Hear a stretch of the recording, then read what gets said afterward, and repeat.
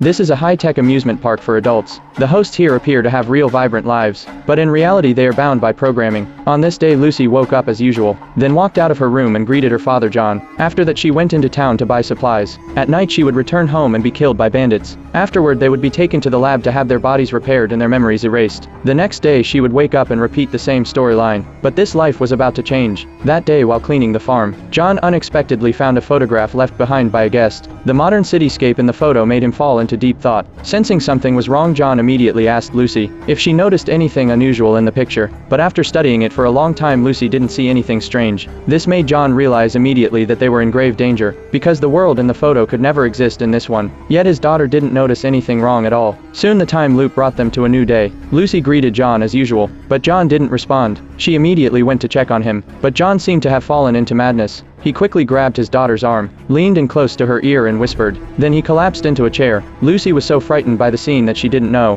what to do. The anomaly quickly caught the attention of the researchers. They took Lucy and John to the lab. As researcher Ford ran diagnostics on John, John unexpectedly said, "To meet my maker."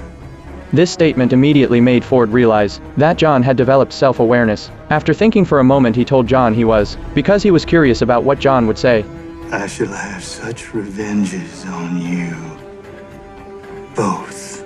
Seeing John in confusion, the guards quickly rushed into the room, but at that moment John grabbed Ford. "You're in a prison of your own sins."